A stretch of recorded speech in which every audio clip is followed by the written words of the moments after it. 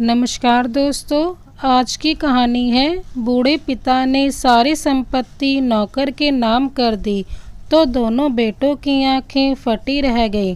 अरे रामू, वह लड़की तो तुझे ही देख रही है, लगता है तू उसे पसंद आ गया होगा। कल भी पार्क में मैंने नोटिस किया था कि वह लड़की तुझे देख रही थी। आशा जी अपने नौकर रामू से बोली। रामू ने भी उस लड़की की तरफ देखा। वह तो सच में रामू को ही देख रही थी। रामू ने उस लड़की को देखकर नजरें फिरा लीं। उतने में आशा जी के पति कुंदन लाल जी बोले, अरे उसकी तरफ देख तो सही, बस अब शादी कर ले, हमें तो लड़की बहुत पसंद है। रामू कहने लगा, हाँ शादी तो हलवा है ना, जो देखा और शादी कर लूँ। मैं नहीं करता किसी से शादी वादी। शादी की तो घर में चुड़ैल आएगी और मुझे आपसे अलग कर देगी, और उसने ऐसा किया तो फिर मैं उसे मारूंगा। तो ऐसा काम करना ही क्यों? आशा जी बोली, यह लड़का पागल हो चुका है, इसका इलाज करना पड़ेगा। कुंदन लाल जी बोले, हाँ जाकर उस लड़की से इसके लिए हाथ मांग लेते हैं, वरना यह लड़का जिंदगी भर हमारे चक्कर में किसी से शादी नहीं करेगा। रामू घबरा कर बोला, नहीं नहीं। कुंदन लाल जी और आशा जी रामू के हाव भाव देखकर लोटपोट हो गए। फिर रामू खुद भी हंसने लगा। घर आकर दोनों वृद्ध दंपत्ति रामू को छेड़ने लगे, मगर रामू शादी के लिए नहीं माना। अगले दिन फिर से रामू दोनों वृद्ध दंपत्ति को लेकर पार्क गया तो वह लड़की फिर से मिल गई। कुंदन लाल जी और आशा जी ने फिर से हंसना शुरू कर दिया। वह लड़की पास आई तो रामू और अधिक घबरा गया। वह लड़की बोली, क्या मैं आपका नाम जान सकती हूँ? रामू कुछ बोला नहीं तो आशा जी बोली, इसका नाम रामू है, यह हमारा बच्चा है। वह बोली, माँ जी मेरा नाम अर्चना है और मैं काफ़ी दिन से यह देख रही हूँ कि रामू आपके साथ यहाँ आता है और आपकी खूब सेवा करता है। यह आज के टाइम में बहुत बड़ी बात है। जहाँ आज बुजुर्गों को बोझ समझा जाता है, वहाँ आज के टाइम में यह हर दिन आपको यहाँ लाता है। यह बात मुझे बहुत आकर्षित करती है, क्योंकि जब मैं छोटी थी तो मेरे चाचा चाची मेरे दादा दादी को बहुत टॉर्चर करते थे और मुझे बहुत गुस्सा आता था। उनके टॉर्चर से मेरे दादा दादी मुझे छोड़कर चले गए। मैं उनसे बहुत प्यार करती थी, इसलिए मैं सभी बुजुर्गों में अपने दादा दादी तलाशती हूँ। और आप लोगों को आश्चर्य तो जरूर होगा, लेकिन मैं बेहिचक बोल देती हूँ कि मुझे रामू से शादी करनी है। आप लोग सोच विचार कर मेरे सवाल का जवाब दे देना। यह कहकर लड़की चली गई। यह सुनकर तीनों की आंखें खुली और मुंह खुला रह जाता है और सभी घर आ जाते हैं और आशा जी और कुंदन जी ठहाके मार मार कर हंसते हैं। रामू चिढ़ जाता है। कुंदन लाल जी कहते हैं, रिश्ता बुरा नहीं है, सामने से चलकर आ रहा है, छोड़ना नहीं चाहिए ऐसे रिश्ते को। आशा जी कहती हैं, मुझे तो वह लड़की और उसकी बातें बहुत पसंद आई हैं, मैं तो उसे ही अपनी बहू बनाऊंगी। रामू कहता है, आप लोगों ने देखा नहीं कितनी बेशर्मी से उसने बोला कि वह मुझसे शादी करना चाहती है और वही आपके मन को भा गई। कुंदन लाल जी और आशा जी कहते हैं, हम तो उसे ही अपने घर की बहू बनाएंगे भाई। रामू कहता है, मुझे सोचने का टाइम चाहिए और घर की सफाई में लग जाता है। कुंदन लाल जी अतीत में खो जाते हैं, जब छोटा सा रामू केवल 3 वर्ष का था और उसके माता पिता एक एक्सीडेंट में गुजर जाते हैं। रामू की नानी सरोज, जो कि कुंदन लाल जी के घर में ही काम करती थी, रामू के माता पिता की मौत के बाद रामू को अपने पास लेकर आ जाती हैं, मगर रामू की नानी को गंभीर बीमारी लग जाती है, जिस वजह से वह भी उसे छोड़कर चली जाती हैं। बस तब से कुंदन लाल जी और आशा जी ने रामू की सारी जिम्मेदारी उठा ली थी। रामू उनके घर का सारा काम करता, जिसके बदले उन लोगों ने रामू को पढ़ाया लिखाया, अच्छे कपड़े दिलवाए और अपने बेटे जैसा प्यार करते। कुंदन लाल जी और आशा जी के पहले से 2 बेटे अनिल और सुनील थे, जो पढ़ लिख कर विदेश में नौकरी करते थे। एक बार जब कुंदन लाल जी और आशा जी का भयानक एक्सीडेंट हो गया, तब उनके साथ कोई नहीं था। उन्होंने तुरंत रामू को फ़ोन करके कहा, रामू तू जल्दी सिटी हॉस्पिटल आ जा, मेरा और आशा का एक्सीडेंट हो गया है। आशा बेहोश है और मुझे भी बहुत चोट लगी है। हम सिटी हॉस्पिटल में हैं, जल्दी से आ जा। रामू एक पल की देरी किए बिना सिटी हॉस्पिटल की तरफ भागता है और कुंदन लाल जी और आशा जी के हॉस्पिटल तक पहुंच जाता है।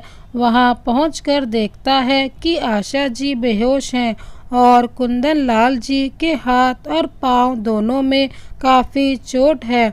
कुछ भले लोग अपनी गाड़ी में लेकर उन्हें हॉस्पिटल में एडमिट कराने आए थे। हॉस्पिटल में एडमिट कराने के बाद वे लोग चले जाते हैं। रामू कुंदन लाल जी से बोला, आप लोग बिल्कुल फिक्र मत कीजिए, मैं आ गया हूँ, लेकिन यह सब कैसे हुआ?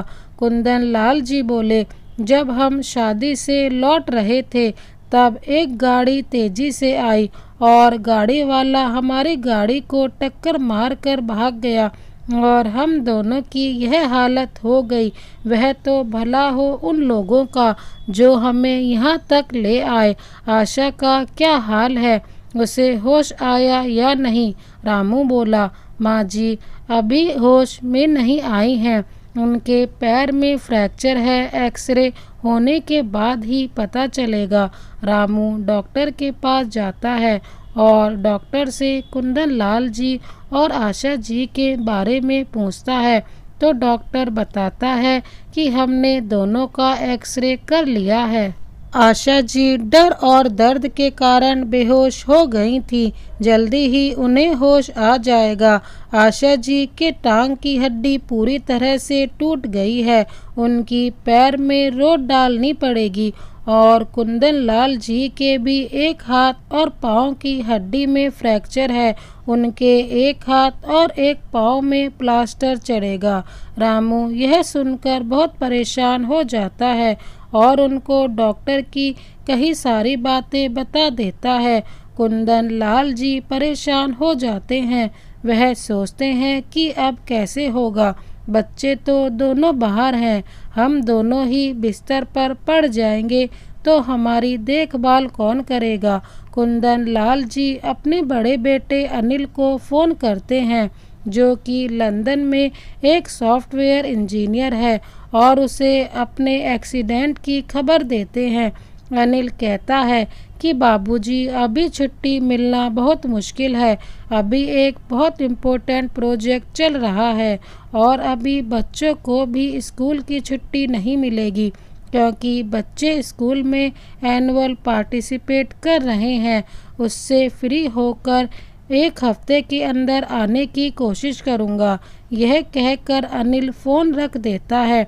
कुंदन लाल जी फिर अपने छोटे बेटे सुनील को फ़ोन करते हैं, जो यूएसए के एक मल्टीनेशनल कंपनी में काम करता है। सुनील कहता है, बाबूजी अभी ऑफिस में बहुत ज़्यादा काम चल रहा है और चिंटू और सिमरन के भी एग्ज़ाम चल रहे हैं, तो अभी मेरा आ पाना मुश्किल है। कुछ समय बाद समय निकाल कर मैं आने की कोशिश करूँगा। और यह कहकर छोटा बेटा भी फ़ोन रख देता है। कुंदन लाल जी यह सब सुन मायूस हो चुके थे। जब संकट की घड़ी हो और कोई अपना पास ना हो तो हर कोई घबरा जाता है। ऐसे समय पर जब बेटों ने आने से साफ इनकार कर दिया था, तब रामू ने ही दोनों वृद्ध दंपत्ति को संभाला था। दोनों बेटे तो विदेश में जाकर ऐसे बस गए थे कि उनको भारत आने में कोई रुचि नहीं बची थी और उनकी पत्नियां अत्यधिक आधुनिक विचार की थी। यहाँ के रहन सहन में उनका दम घुटता था, इसलिए वे कभी भारत आना ही नहीं चाहती थी। कभी कभार बेटों का फ़ोन आ जाता था, मगर अब तो सालों से वह भी आना बंद हो गया। जब आशा जी को होश आया तब डॉक्टर ने दोनों वृद्ध दंपत्ति को हॉस्पिटल से डिस्चार्ज कर दिया। रामू कुंदन लाल जी को अपना आदर्श मानता था और कुंदन लाल जी और आशा जी की खूब सेवा करता था। दोनों बुजुर्ग कभी अपने बेटों की तस्वीर देखकर रोते तो रामू उन्हें सांत्वना देता रहता। रामू के साथ पूरा दिन हंसते खेलते गुजर जाता और रोज शाम को रामू उन दोनों को पार्क में टहलाने ले जाता था। बाबूजी यह लीजिए चाय। रामू की आवाज़ सुन कुंदन लाल जी वापस वर्तमान में लौटे और बोले, रामू, अगर हम दोनों को कल के दिन कुछ हो गया तो तेरा क्या होगा? तेरे भले के लिए कह रहे हैं कि तू शादी कर ले ताकि तेरी बसी गृहस्थी देख हम बूढ़े सुकून से जी पाएं। फिर भी रामू कुछ जवाब नहीं देता है। तब आशा जी बोली, रामू, हम बूढ़ों को भी तभी सुकून मिलेगा जब तू शादी कर लेगा। क्या तू हमारी इतनी सी ख्वाहिश पूरी नहीं करेगा? रामू भी शादी के लिए हामी भर लेता है। दूसरे दिन जब वे लोग पार्क में पहुंचते हैं, वह लड़की उनका बेसब्री से इंतजार करती दिखाई दी। आशा जी ने उसे अपने पास बुलाया और पूछा, तुम्हारा नाम क्या है और तुम्हारे माता पिता क्या करते हैं? लड़की बोली, मेरा नाम अर्चना है माँ जी, और बचपन में ही मेरे माता पिता मुझे छोड़कर भगवान के पास चले गए थे। चाचा चाची मुझ पर अत्याचार करते थे, इसलिए मैंने वह घर छोड़ दिया और यहाँ पास के स्कूल में अनाथ बच्चों को पढ़ाती हूँ। मेरा परिवार यह अनाथ बच्चे ही हैं। अब आशा जी उसे गले से लगाकर कहती हैं, अब से हम लोग ही तेरा परिवार हैं, और रामू और अर्चना की शादी करवा देती हैं। चूँकि दोनों वृद्ध दंपत्ति की तबीयत खराब थी, इसलिए शादी मंदिर में ही करवा दी जाती है। अब अर्चना भी उनकी जी जान से सेवा करती थी। अर्चना बेबाक और बहुत हंसी मजाक करने वाली लड़की थी। कभी कभी आशा जी की बुजुर्ग सहेली बनकर उन्हें खूब हंसाती थी। दोनों बुजुर्ग रामू और अर्चना के साथ बहुत खुश थे। बस कभी कभी अपने बेटों की तस्वीर सामने आ जाती थी, उनकी याद में आंसू बहाने लगते तो रामू और अर्चना उनका यह गम दूर करने के लाख जतन करते। दोनों बुजुर्ग उनको अपने सीने से लगा लेते थे। एक दिन अचानक आशा जी के पेट में बहुत दर्द उठा और सारी रिपोर्ट्स करवाने के बाद पता चला कि उनके पेट में कैंसर की गांठ हो गई है। यह खबर सुनकर पूरे घर में एक सन्नाटा छा गया था, मगर रामू और अर्चना ने हिम्मत न हारते हुए आशा जी की खूब सेवा करना शुरू कर दिया। उन्हें रोज हॉस्पिटल ले जाना, उनका ख्याल रखना, यह सब काम दोनों पूरी जिम्मेदारी के साथ करते। कुंदन लाल जी भी इन दोनों की वजह से ही जी पा रहे थे, वरना पत्नी की बीमारी की खबर से वे भी टूट चुके थे। आशा जी अब बिल्कुल चल फिर नहीं पाती थी, वे पूरी बिस्तर पर आ चुकी थी। डॉक्टर के कहे मुताबिक उन्हें ठीक होने में अभी कई महीनों का समय लगेगा, या शायद वापस ठीक ना भी हो पाए। रामू, अर्चना और कुंदन लाल जी तीनों ने आशा जी की सेवा करने में दिन रात एक कर दिए थे। उन्हें अपने हाथों से खाना खिलाते थे, फल खिलाते थे, टॉवल बाथ देते हैं, रोजाना उन दोनों के कपड़े बदलवाते हैं और उनके पास दोनों में से एक हर समय बैठा रहता है ताकि उन्हें यह ना लगे कि हम अकेले हैं। रामू और अर्चना रात को भी कुंदन लाल जी और आशा जी के साथ ही सोते हैं। एक दिन अचानक दोनों बेटे अपने परिवार के साथ भारत आ जाते हैं।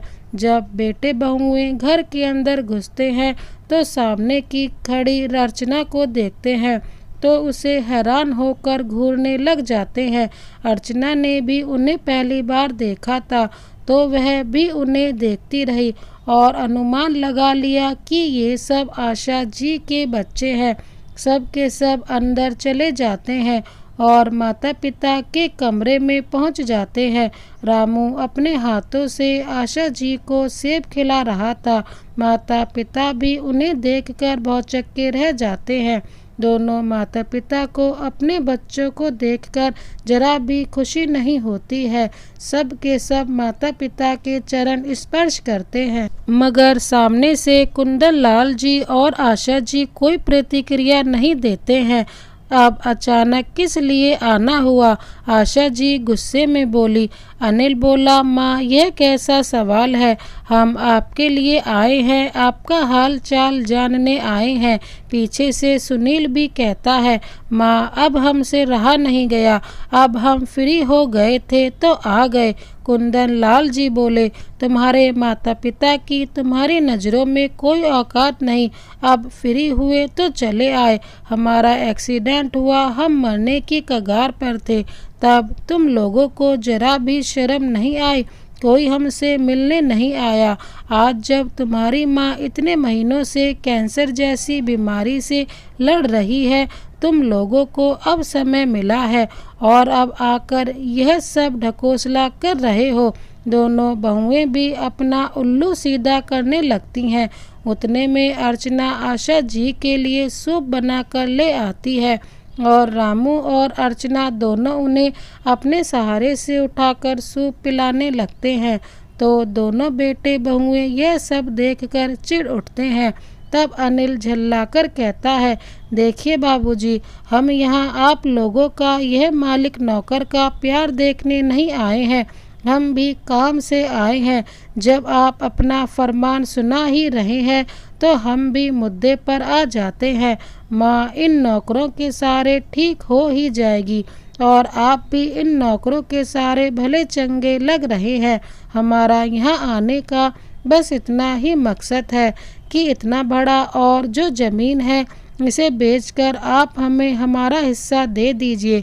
दोनों बेटे और बहुएं भारत माता पिता का हाल चाल जानने नहीं, अपने पिता की ज़मीन हड़पने आए थे, क्योंकि दोनों भाई विदेश में अपना अपना काम करना चाहते थे।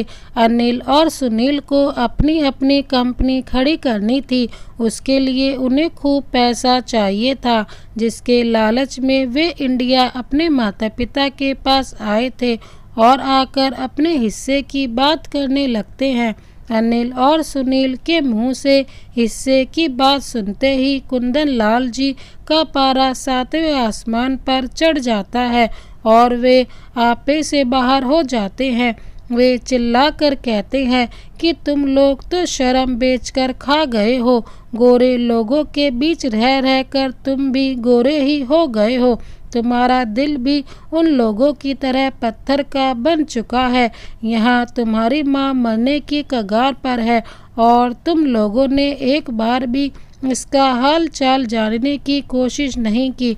अब भी तुम लोग हमें देखने के लिए नहीं आए हो, बल्कि हिस्सा लेने आए हो। आशा जी बोली, तुम दोनों इतने गिरे हुए निकलोगे मैंने कभी सपने में भी नहीं सोचा था। जिन माँ बाप ने तुम्हें पाल पोस कर इतना बड़ा किया, तुम्हारे लिए इतने दुख उठाए, और तुम लोगों ने उन्हें ऐसे छोड़ दिया जैसे कि वह कोई पुराना सामान हो, और अब भी अगर आए हो तो बस अपने मतलब के लिए। मुझे अपने आप पर भी शर्म आ रही है कि मैंने तुम जैसे कपूतों को जन्म दिया। धिक्कार है ऐसी औलाद पर। सब के सब फटी नज़रों से माता पिता को देखने लगते हैं। कुंदन लाल जी बोले, जिस जायदाद के लालच में तुम लोग यहाँ आए हो वो तुम्हारी नहीं है, हमारे खून पसीने की जायदाद है। उसमें तुम्हारा कोई अधिकार नहीं है। अधिकार तब होता जब तुम हमारे साथ रहते, या इतना भी नहीं तो अब तो कम से कम हमारे साथ होते जब हम दोनों बूढ़ों को तुम लोगों की सबसे ज़्यादा ज़रूरत थी। यह सब तुम्हारा ही था, लेकिन अब फूटी कौड़ी भी तुम्हें नहीं मिलेगी। छोटा बेटा सुनील बोला, बाबूजी, लगता है आप इस उम्र में सठिया गए हैं जो नौकरों के नाम जायदाद करने चले हैं। अरे खून तो हम दोनों हैं आपका। यह नौकर रामू, इसने और इसकी बीवी ने मिलकर आपको और माँ को वश में कर लिया है। ना जाने क्या मिलाकर खाना खिलाते हैं कि आप दोनों इन नौकरों के हो गए हो। आशा जी बोली, तुम लोग यहाँ से निकल जाओ वरना मेरी तबीयत और ख़राब हो जाएगी। नालायकों, तुम लोगों को मेरी बीमारी की भी कोई चिंता नहीं है। अनिल बोला, माँ, एक दिन सभी को भगवान के घर जाना ही है। आपका समय आ गया होगा, इसलिए आपको भगवान ने ऐसी बीमारी दी, समझी। भगवान के घर जाने से पहले कुछ अच्छा काम कर जाओ ताकि हम आपको आपके जाने के बाद प्यार से याद कर पाए, नफरत से नहीं। कुंदन लाल जी बोले, अभी की अभी निकल जाओ तुम लोग मेरे घर से, वरना मुझसे बुरा कोई नहीं होगा। अगर नहीं गए तो मजबूरन मुझे पुलिस बुलानी पड़ेगी। सुनील इतना भड़क गया कि वह अपने पिता पर हाथ उठाने जा रहा था। उतने में रामू ने आकर उसका हाथ थाम लिया और बोला, खबरदार, जो मेरे बाबूजी पर हाथ उठाया तो देख लेना, मुझसे बुरा कोई नहीं होगा। अनिल रामू को एक थप्पड़ लगाने जा रहा था कि कुंदन लाल जी बीच में आ गए और बोले, बस बहुत हुआ, तुम लोग ऐसे नहीं मानने वाले, अब मुझे कानून का सहारा लेना पड़ेगा। उन्होंने तुरंत वकील को फ़ोन किया और सभी के सामने सारी जायदाद रामू और अर्चना के नाम कर दी। बेटे बहुओं के पास कोई चारा ना बचा, इसलिए वे लोग इतना सा मुंह लेकर वापस विदेश चले गए और यहाँ रामू, अर्चना, कुंदन लाल जी और आशा जी एक दूसरे को देखकर जीने लगे। दोस्तों, कभी कभी पराये लोग हमें वह सम्मान और अपनापन देते हैं जो अपने भी हमें नहीं दे पाते। इस कहानी को अंत तक देखने के लिए धन्यवाद। इस कहानी के बारे में आपकी क्या राय है हमें कमेंट बॉक्स में ज़रूर बताएं। इसी तरह की कहानी देखने के लिए हमारे चैनल को अभी सब्सक्राइब कर बेल आइकन को प्रेस कर दें। Thank you so much. Vande Mataram.